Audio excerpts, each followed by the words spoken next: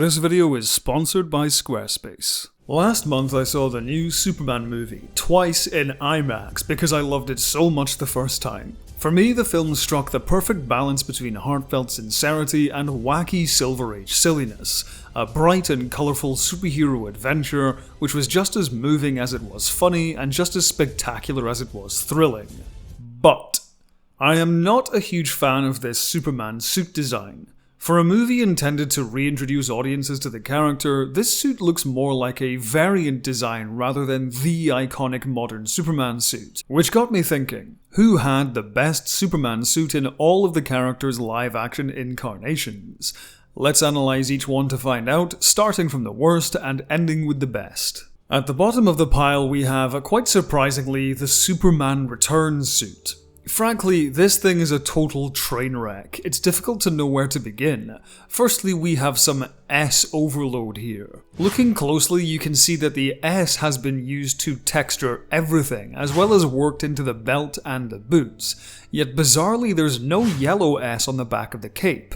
With the amount of S's here, you'd think they'd get the main S shield right, but it's far too small, the effect of which narrows Brandon Routh's chest. In general, this suit seems almost purpose-built to make Routh look as scrawny as possible. The restrictive material erases the contours of his muscles, the cape hangs over his shoulders rather than draping off, and the chunky boots all combine to sap his upper body of its size and leave him looking gangly and bottom-heavy. Finally, there's the perfectly formed hair curl, which rather than coming from his actual hair, is a separate piece stitched into his fringe, and it shows. The result is someone who looks like they're dressing up in a Superman Halloween costume rather than Superman himself. For what was supposed to be the Man of Steel's triumphant big screen return, this suit is a disaster. Speaking of the need for great design work, if you want a great looking website, then you should check out today's sponsor, Squarespace, the ultimate tool for creating your own beautiful website. I recently redesigned my website, galaxyclasspictures.com, using Squarespace's cutting-edge design tools like Blueprint AI, which helped me generate a brand new personalized template, which I then customized using Squarespace's easy-to-use Fluid engine. Squarespace also helps with your site's discoverability with their built-in SEO and domain name features. You can optimize your website so it shows up more often in searches and secure your ideal domain name. No extra fees and no add-ons required. Jump over to Squarespace using the link below to start building your website and use the coupon code Rowan J. Coleman to get 10% off your first purchase. The Adventures of Superman's suit, worn by Kirk Alyn and then George Reeves, can be forgiven for some of its sloppiness. There's the slightly small and quite saggy S, and the cape which is too small, and often hangs off Reeves' back rather than draping elegantly from his shoulders. Overall, it looks more like a set of Superman pajamas rather than the proper suit. However, I give this one more of a pass because of the era it was made. This was probably as good as 1950s costume technology allowed it to look, at least not without radically changing the design. The next entry on the list has no such excuse. Lois and Clark: The New Adventures of Superman. Truth be told, this suit does look decent enough in the pilot episode, but afterwards, I'm not sure what happened here. The S-shield is strangely scrunchy and misshapen.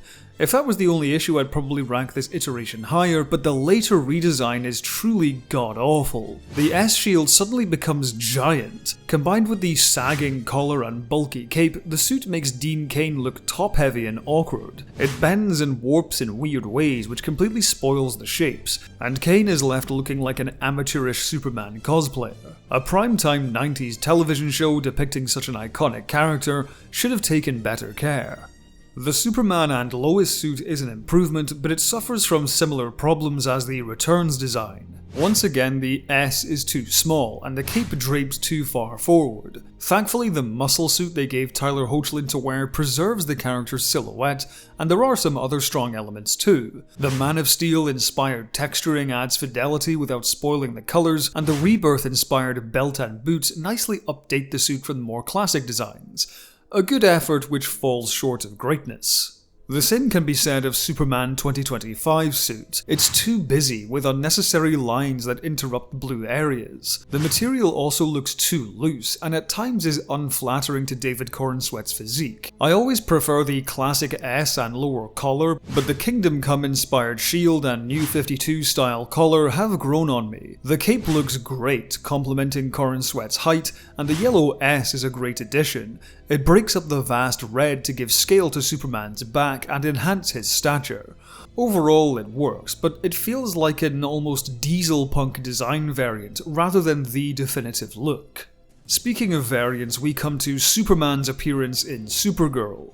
It adds some new elements to break up the suit, but it doesn't look too busy. It's well textured, and the Injustice-inspired cape bulks out Tyler Hoechlin's upper body nicely. My nitpicks are the belt and the boots. The belt is too basic, there's no shape to it. With no loops to thread through, the belt's straightness makes it look awkwardly placed, like it was an afterthought. The boots are also too top-heavy. Other than that, it's a solid design.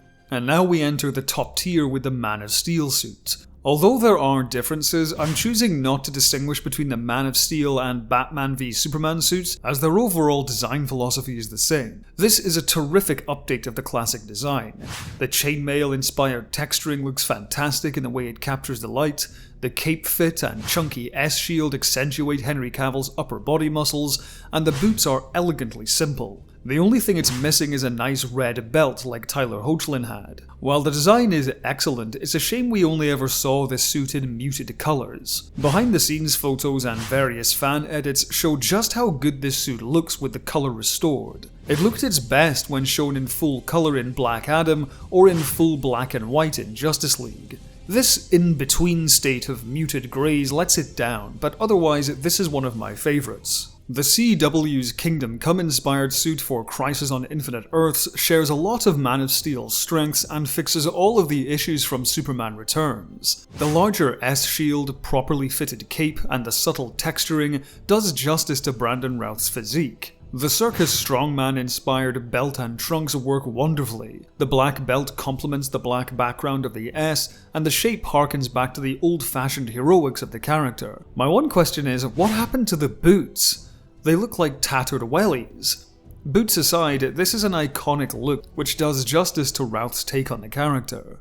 Before we get to the top spot, I want to give an honourable mention to Nicolas Cage's suit from the abandoned movie Superman Lives. Honourable mention only because the film was never made, but the behind the scenes stills we have are striking. It's a little too 90s Batman looking with the rubber muscles, but in full colour this looks great. The S-shield is perfect and the cape fits nicely. The Superman thong is a misstep, but otherwise this is a strong design.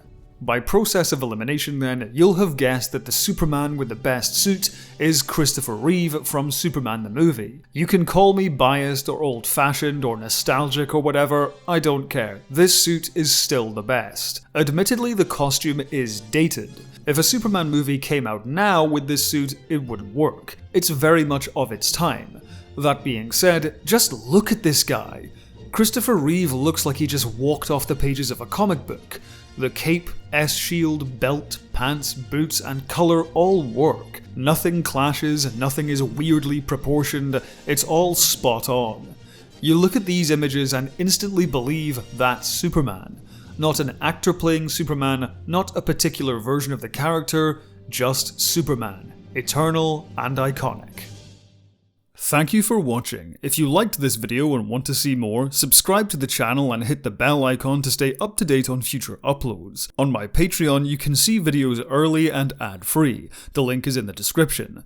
Thank you to all of my patrons and members, with an ultra thanks to LaBelle Games, Tim Spot, Eamon Kelly, Michael Hardy, County Arc, Mike Halsey, Olivia Computer, Bano, Jaron Walker, Tom, Director Kate, Patrick Fleming, Matthew Camille, Lilac Yane, Ed Mark Star, Extreme Streamers, Howard Craig Kervik, and AS Caging 101. Thank you once again for watching, and until next time, have a good one.